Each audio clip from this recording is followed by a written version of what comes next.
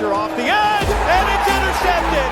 D'Angelo Ponds roll out the big red carpet. Touchdown, Indiana. It's time for the big red carpet. Here's your host, Rhett Lewis.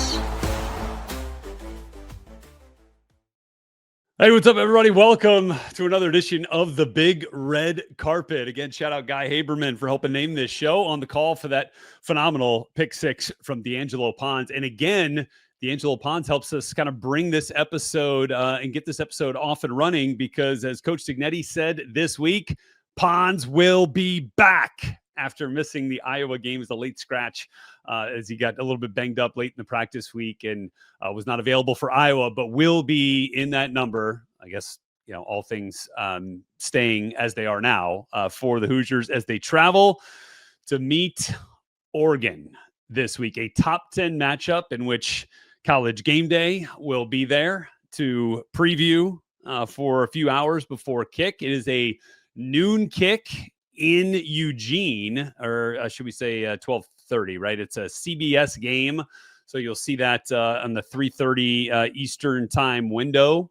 But it is a 12:30 Eugene time kick. So kind of maybe you'll feel a little bit more like a noon kick for the players once they get rolling through there. Coach Cignetti also mentioning today, same kind of travel. He does what he does, like does not really mess with things week to week and travel game to travel game. It's kind of been the same process. He will arrive a little bit earlier, they said, but I don't imagine that to have much of a difference. And this has been a business-oriented team on the road as it is. Don't expect this to be an issue travel-wise.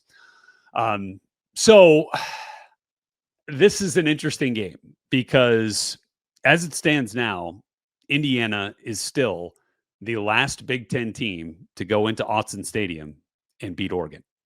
And beat a ranked Oregon team. In fact, I was on that team. A couple of guys over here were as well. Courtney Clancy, I think Damian Jones was on that team as well, who was over there. That game was Jerry DiNardo's last year. It was in 2004. It was insanity. I mean, this was a stacked Oregon roster, right? Kellen Clemens, their starting quarterback, was an NFL player, was drafted in the league, played for the Chargers for a long time, was mostly a backup, played for the Jets for a while as well. Haloti Ngata was their best defensive player and a first-round pick of the Baltimore Ravens that next year. He was like 6'6", 350 pounds going up against, I want to say, and with all due respect, Chris Mangiro, if you're listening to this, a 5'11", maybe 6 foot, 270 pound center. and somehow, some way, we persevered in that game and won it. And my buddy Jeff Schwartz, who was a freshman at Oregon at that time, again, this was my redshirt junior year. But Jeff Schwartz was a freshman at Oregon, freshman offensive lineman. He went on to play in the NFL. Was a great player at Oregon, really good player in the NFL, and now is an analyst on SiriusXM and does some other things for VSiN and other outlets. But he and I have talked about this for a long time, ever since Oregon joined the Big Ten. And he remembers this vividly. It was his first game dressing out as a Duck. So let's go to the post that Jeff sent out today. Guys, if you could throw that up there right now. There you go. 2004 Indiana revenge game this weekend. My first ever game in an Oregon uniform. 7 turnovers, 500 yards on offense. We lost. And then he tagged me right there. Yes. That game was so absolutely insane. Wait, we got to throw it back up because I got to point out a couple of things on the box score. Thanks, guys. Peter Nathan doing a great job, as they usually does, behind the proverbial glass for us here on Big Red Carpet. So as you go down, look at the third down efficiency. This game was so long ago that ESPN has taken the logos off, but Indiana's on the left side column. Converted 3 of 17 third downs. We were 0 for on fourth down. We had 300 yards less of total offense. They had almost 500. We had 198. We completed 6 passes in the game. My buddy Matt Lovecchio completed 6 passes in the game. I was just texting with him about this. He then sent me a picture. He then sent me a picture of Haloti Ngata and was like, how are we blocking this monster? And I was like, I don't know, man. That was Mangiro's deal. But look at this. The rushing yardage actually was better than I remember. We had 53 rushing attempts for an average of 2 yards a carry. But the biggest number there, the turnovers. We actually had 2 and still survived on the road. They had 7. 7. There were some turnovers on special teams. They lost 4 fumbles. Kellen Clemens threw 3 interceptions. Okay. So now throw one of those responses up. That first one that I sent you guys, that was from somebody that I think was sitting next to Matt LaVecchio's dad. Because I sat next to the dad of Indiana's quarterback.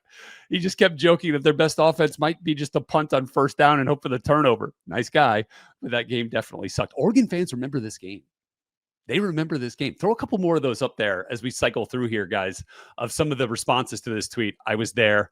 I'm still doing rehab for it. This is 21 years ago. And this still resonates with Duck fans. Look, it still resonates with me. It was the greatest road victory that I was ever a part of. No question. I was mostly on special teams in that game. Is there another one? Let's throw another response. I was there, was a student, worst special teams I've ever seen in my life. Well, that's a good point.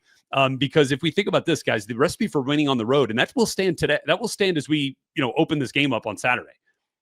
Turn the ball over, right? I mean, take it away from the opponent, right? So win the turnover battle and make big plays on special teams. We forced turnovers on special teams, and Lance Bennett, my man Lance Bennett, returned a kickoff for a touchdown in this game. And that was kind of the thing. That's really what did it for us, was that kickoff return in addition to the takeaways. But that's a recipe for winning on the road. Takeaways, and you got to have special teams be tilted in your favor if you want to win on the road in an upset situation. Oregon is favored in this game. It would be technically considered an upset, but that, for all of you who follow the betting, I'm not big on it, but that has moved quite a bit in the days since Penn State lost to UCLA, which has kind of made some folks look a little bit differently about Oregon's win in Happy Valley against Penn State in that whiteout game. We'll get to that in a little bit. I do not feel that way. I do not believe it discredits that win at all. But we'll get to that. So let me finish up the thought here on this game from 2004. I mean, just remember it vividly. Okay, I was also the placeholder, right, for extra points and field goal kicks. And we had a couple of them in that game. And I remember going out there for the first one. And for some reason, and I really don't remember why, but we would huddle as an extra point field goal team. And I would have to bark out some command, which 99% of the time was the exact same command every time. And so I'm sitting there in the huddle, and I remember looking at everyone and them looking back at me, and it was like blank stares. It was just like, they kept looking like what? They couldn't hear me. It was that loud. Like, it was so loud, it almost felt like silence. Anybody who's been in like a super loud environment, you could probably understand that. I grew up going to Saints games in the Superdome in New Orleans, and in the heyday of the Jim Mora era in the early 90s, that's what it felt like in there. It like the roar was so consistently loud that it was almost like there was almost like nothingness. Like, that's how it registered. And that's what I remember about Autzen Stadium. I remember the PA announcer going, forecast, like he was like before the kickoff, he's like, welcome to Autzen Stadium, forecast today, 75% chance of rain. And then he goes, but it never rains at Autzen Stadium. And I was like, what the? And then the whole crowd just went nuts. There were just a couple of moments that I remember. That was one. The field goal thing in the huddle was one. It was so loud. You could not hear yourself think. Those fans are incredible. I've since been back there one time. I don't remember it being as loud as it was when I was a player, but it was still a really intimidating environment, certainly. But we handled it, like that's the thing. As Dan Lanning said to his team ahead of the Penn State game, there'll be 110,000 people in the stands. Not one of them will play it down, will throw a pass, will run a route, will make a tackle. They'll stand there and cheer and be loud, but they will not impact the game.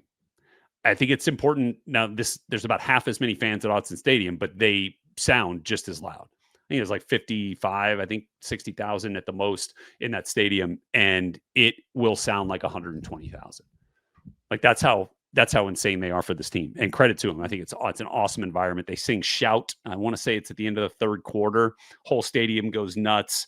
It's a really, really cool environment. Okay. So into that game, we go back into the visiting locker room, and there is nothing like singing the fight song in the visiting locker room after a win. We didn't get to do it often when I was playing, but I remember that one vividly because it was the most jubilant, joyous, and just outright celebratory I had ever seen Jerry DiNardo.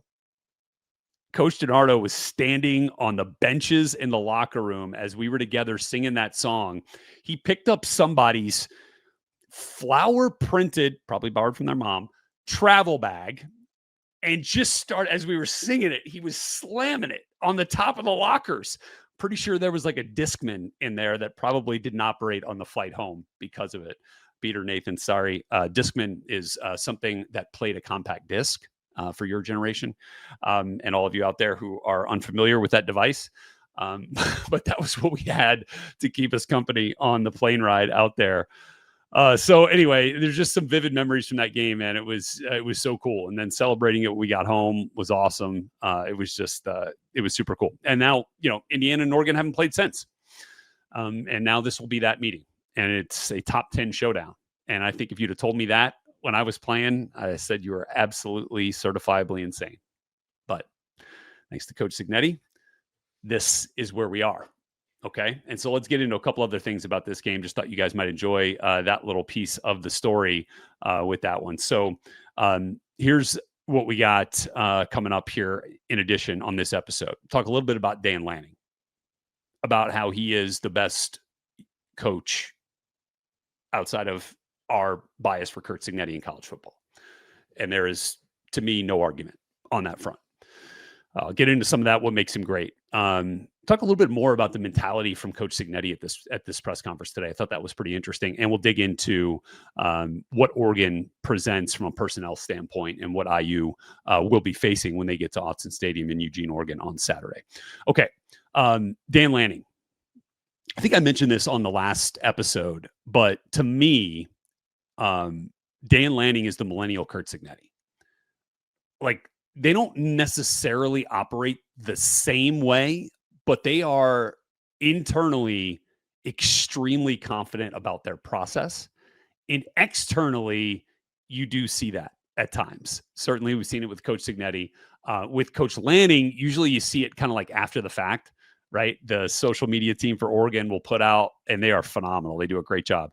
They'll put out, kind of like their recap of the week, and you'll see what Coach Lanning's message had been, how he was, embracing the opponent, and what some of the like signature pieces of the opponent, whether that was jump around at Wisconsin, whether it was the whiteout and the song that they played before kickoff there at Beaver Stadium. Certain things that they really lean into, which I think is really cool. Dan Lanning built his program on 4 what they call DNA traits. And those DNA traits really start with connection, right? They want to be the most connected team in America. And I think, I'm telling you, the way that those players filter Coach Lanning's message throughout the program is really impressive. Connection, growth, toughness, and sacrifice. That's what they talk about a lot. If you remember, Coach Lanning said that the whiteout was going to be a white canvas for them, that they were going to paint their masterpiece on that white canvas. Like, that messaging, man, that's pretty cool, right? That resonates. Like, you can see why players flock to Oregon. No pun intended. Why they want to play for Dan Lanning. I think that's really cool. Tez Johnson, who's in the league right now as a wide receiver, played there for Dan Lanning, said he's going to give you all he's got. He will give you 100% every day. He's the most mentally prepared and mentally tough guy I've ever seen in my life. I can't disagree. I've been around Coach Lanning a little bit. I've got immense respect for him. The way he builds the program, the way he recruits, the way he develops, the way he's also a defensive genius, right? He hired 2 great coordinators, and Tosh Lupoy on the defensive side and Will Stein on the offensive side. And I just think there's some real comparisons and congruencies with what Coach Cignetti has done for Indiana and what Coach Lanning has done at Oregon. I think there is some real similarities there with the things that they have found that work. So I think this game, like, that makes me so fired up for this game, right? Because I think you've got 2 strong cultures. I think you've got 2 strong coaching staffs. You've got really good players on both sides. It's going to be I just think it's going to be an absolute, just fantastic game. So those just a little bit there on Dan Lanning. You remember he's not afraid to speak out on topics that are outside of football. The Charlie Kirk assassination, he talked about it, said you could learn a lot from our locker room, right? A lot of different guys, a lot of different backgrounds, religion, politics, all that stuff can be different, but you can come together for one common goal. He's got a way with words. He's got a way with messaging. And it's going to be a very difficult challenge for Indiana this week to go in there and win this game. But like in a very similar fashion, this is going to be a very difficult game for Oregon. I think Indiana is better suited to win this game than they were a year ago. I think they've already showed us in that Iowa game that they can perform better on the road in the tight moments, in the tough situations than we saw on the road last year in those losses to Notre Dame and to Ohio State. This Oregon team, from a personnel standpoint, when you look at this thing, I'll dig into that a little bit deeper. But let me go back. Listening to Coach Cignetti's news conference today, there were some posts that were coming out as reporters were in the room, and they were kind of posting some of the quotes. And I was reading some of the comments. It was like, "Come on, Sig, like talk some trash." Coach Cignetti is so acutely aware of what his team needs and the ways in which what he says will affect the opponent. Everything he says is so calculated. I think some of you think he's just kind of spouting off sometimes. I'm telling you, this dude knows exactly what he's doing. And there is no reason to try to rile up or fire up a program in Oregon, a head coach in Dan Lanning, who sees and hears everything and will use anything as an extra motivational edge for his team. Ask Deion Sanders in Colorado, right? That team plays for clicks. We play for wins. Remember that? Like, there is no reason for Curt Cignetti to stand up in front of a microphone and talk about Oregon in a way that they might latch onto.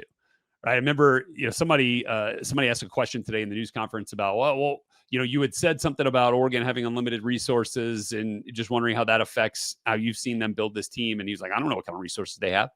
I just know they got a lot of good players. I mean, like that is Curt Cignetti being so acutely aware of what his words will mean this week for the team that they are playing. So credit to Coach Sig for understanding and doing what he has to do, right, to keep his team on a level playing field with Oregon. Okay, let's go into the personnel a little bit for Oregon. This is such a good team. A little bit on their scheme offensively. They give you a ton of looks. They are very creative in the ways in which they get their playmakers the football. They get them the ball behind the line of scrimmage a bunch, and they are talented enough to make guys miss and turn those quick throws into big time gains. They are aggressive. They went forward on 4th and 1 in the first quarter on their own 41-yard line on the road at Penn State and got it. Dante Moore picked it up on a design QB run. They love the design QB run in short yardage. Did it a couple of times. They did it again on a 3rd and 2 in the first half in that game and got it. Dante Moore and Fernando Mendoza are the two best quarterbacks in the country. Hands down. And so the fact that we're going to see these two guys duel it out in head-to-head in this game, I think is awesome. Screens everywhere. Tight end, running back, wide receiver screen. They will take free access throws.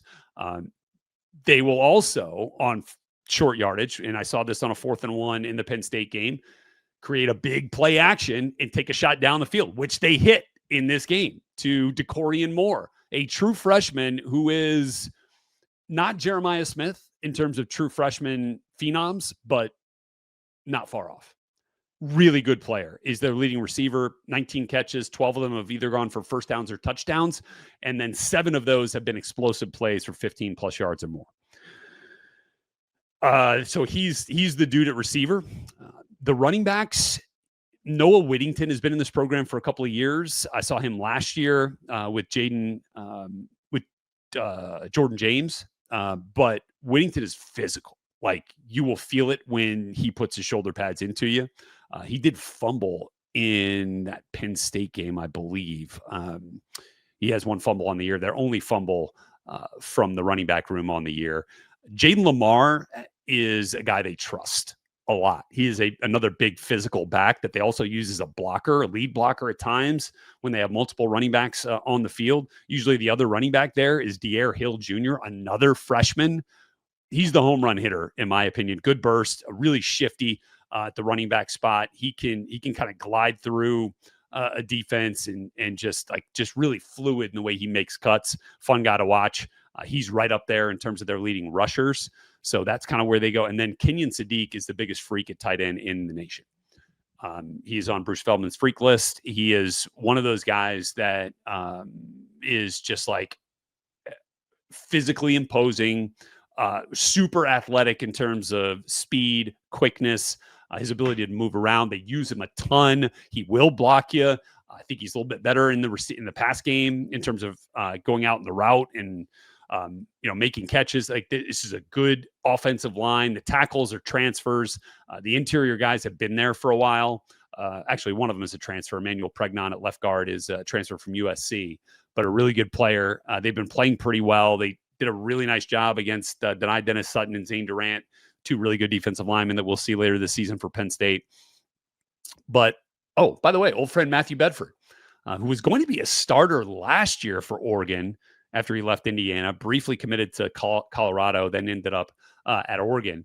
But he got hurt, didn't play for the first few games of the season, played sparingly last year, and now this year has been relegated to a reserve role.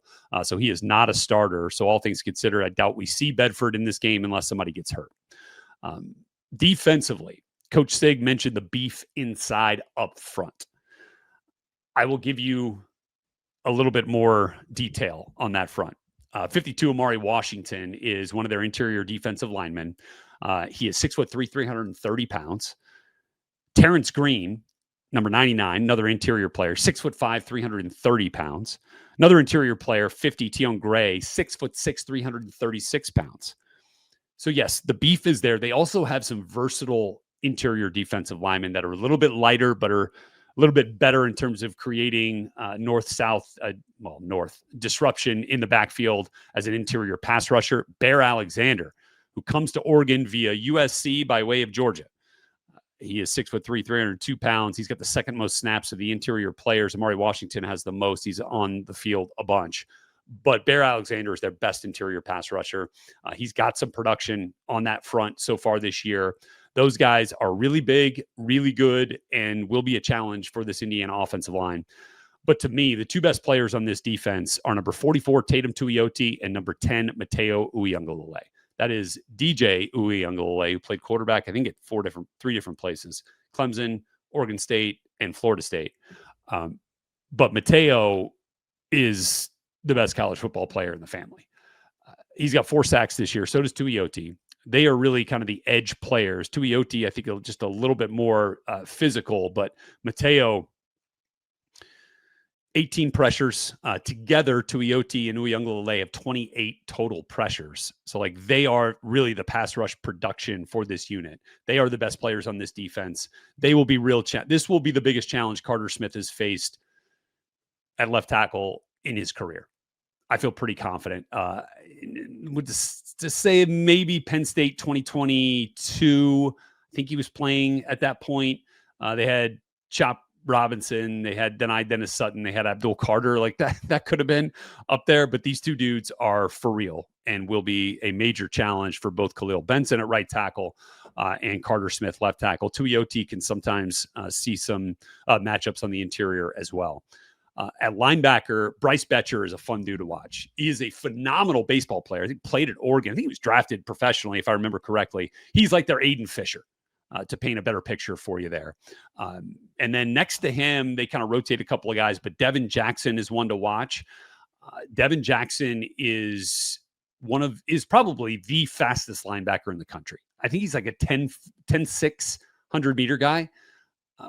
Does not quite have the instincts, in my opinion, of Betcher, but can make up for it with speed and athleticism. So they are really athletic at the linebacker spot. And then in the secondary, they kind of replaced a bunch of guys that ended up moving on to the NFL. Brandon Finney is a true freshman corner and leads the Big Ten and way up there in the country in terms of lowest completion percentage allowed. 18.2% when targeted. Yeah, that's really good. That's really good for a very, a corner playing his first 5 games of his career so far. Really good. They do, they don't play a ton of man coverage. They'll play some cover 1, but they are primarily a cover 4 team, and they can do it in a lot of creative ways. That's kind of one of the benefits of cover 4. They helps you protect against the deep balls as well. So, sometimes you got to be a little bit patient working the ball down the field against a team that's going to utilize a lot of cover 4 and have those 2 deep safeties, back there. Really 4 deep is what it is. It's hard to win deep against a team that's going to run that type of coverage, but it can be done. And Mike Shanahan and, Chandler Whitmer and Coach Cignetti and that whole crew, will figure out the best path forward in the pass game. But you're going to have to run the football, and you're going to have to, find a way to make some guys miss and turn 5-yard gains into 15 and 25-yard gains. So I think that'll be something to watch for in this game. They do zero blitz a little bit. It means cover 0, right? No safeties deep, like we saw against Iowa. Coach Cignetti called it the house blitz, and then they bring a lot of pressure. They've done that 13 times so far this year, and I imagine they're going to test Indiana based off, some of the success that Iowa had against them. Doing that. So that's something to think about on that front. So Dylan Thieneman, by the way, welcome back, old friend. We remember him as a playmaker for Purdue, especially as a freshman. Like, he was a freshman All-American, as I recall. Did not see him make as many plays in a bad year for Purdue when he was a sophomore, then transfers out, and now he sealed that win for Oregon against Penn State. So that dude is playing a lot of snaps. He's on the field a bunch, and you could see why, because he's back to his playmaking self. And I think that definitely something to watch there. But look, this is just a really talented team. Dante Moore is doing everything right now. Like, that game he played against Penn State was so impressive on the road, first time in an environment like that. And he played some at UCLA before transferring to Oregon, didn't play a bunch last year, watching Dylan Gabriel lead this team to a Big Ten championship. But he's really good, really good. And like I said, I think he's one of the top 2 quarterbacks in the country right now with Fernando Mendoza. So that's just one way to kind of look at this Oregon game. I hope that gives you a picture for what they look like right now. Now, look, both these teams have had 2 weeks to prepare, right? So what does that mean? There'll be some wrinkles. Who adjusts to those wrinkles the best? I think will be something to watch for here as well. It's kind of rare that you get both teams coming out of the bye week to play each other. Usually it's just one, right? But this will be an interesting. How do they really treat these bye weeks?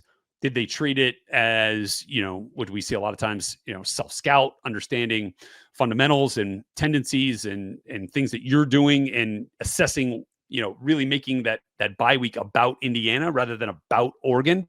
I was just at a game. My Big Ten Network crew just did Purdue and Illinois, and I was in there in West Lafayette and watched Illinois really having a really nice response to that game. And after they had a nice response in the USC game, winning that one late, but then coming back at Purdue and really kind of putting it on them.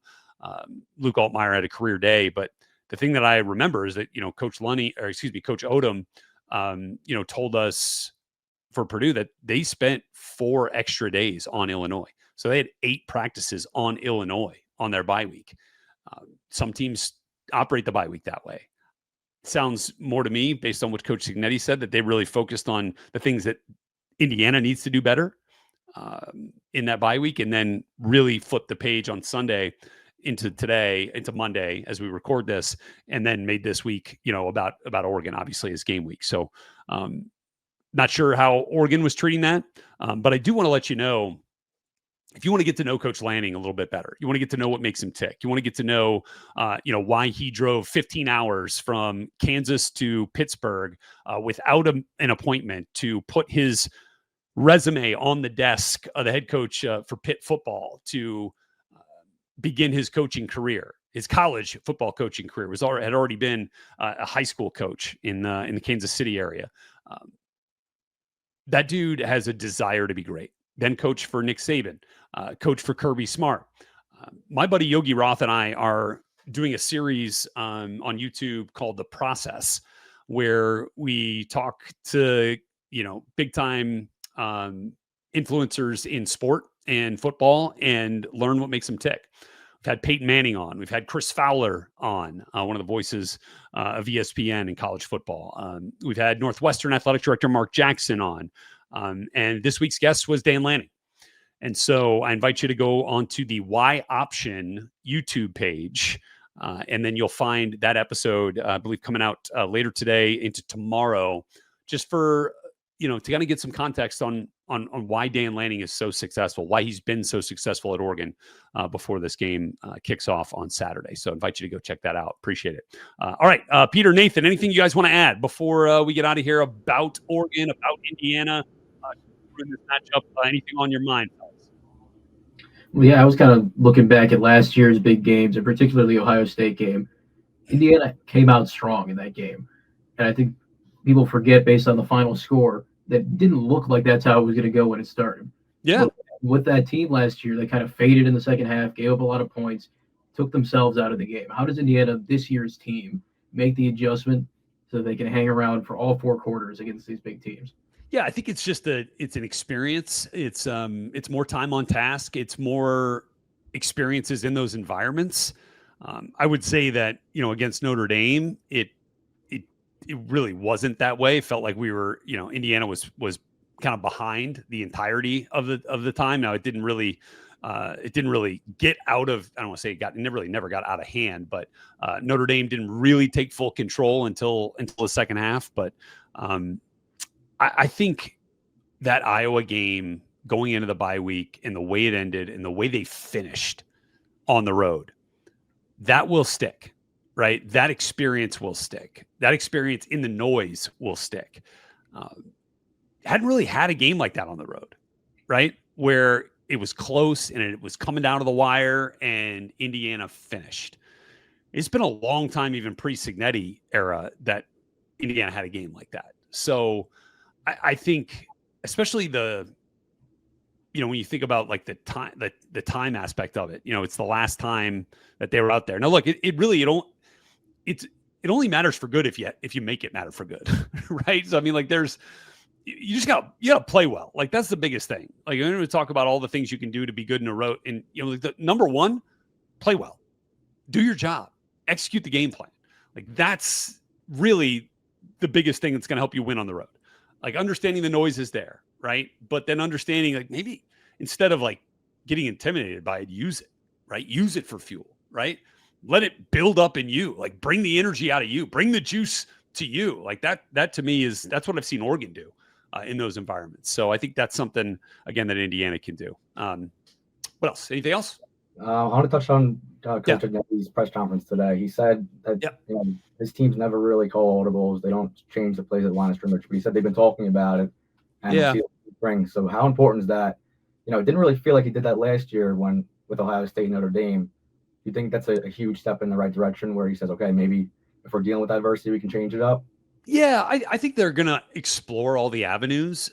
But at this point, when you're not practicing that stuff in spring, and maybe you do a little bit in fall, and it's not like a huge part of the core foundation of your offense, to try to install that, in a weekly game plan when you haven't really done it, I don't know how much that benefits. Now, I mean, that's not to say that there aren't adjustments within the play, right? I think you can you kind of get, the audible thing can kind of get overblown a little bit. There are answers within these plays that are called for looks and presentations from the defense that Fernando can utilize, kind of like an audible, right? I mean, a run pass option is basically a live audible, right? I mean, like you're either going to run it based off what that backside defender does, or whatever the read key is, or you're going to pick it up and, whether it's a hitch this week or a slant or maybe a deeper RPO route, then you're going to throw it. I mean, that is an illustration of ways in which the design plays that are core foundations of this playbook can operate as in quote unquote audible to get you into more favorable situations. So they're not just saying, hey, this is the play we're running. It doesn't matter what happens, whatever the look is, we're just going to run it and fingers crossed. That's not the operation, right? So there are a bunch of different things that are built into each play that allow you an answer depending on the type of defense, type of coverage, type of pressure that you're going to get. And there are, the offensive line is making calls, like they're making adjustments live. There are a bunch of things happening. It's not like your typical Peyton Manning spend 20 seconds, yelling at the offensive line, like this guy, this here, this, this here, and the whole thing. So I don't know that I would get too caught up in that, but I think it's a really good question based off, some of the narrative surrounding it after what Coach Cignetti has said the last couple of weeks. But great questions. Appreciate you guys. Want to invite you, of course, to check out Crimson Cast as our flagship here on the Back Home Network, bringing all of the great IU football content throughout the week. Might try to jump on with Galen a little bit later in the week for another game preview coming down the pipe here this week as we get closer to Oregon. So look out for that.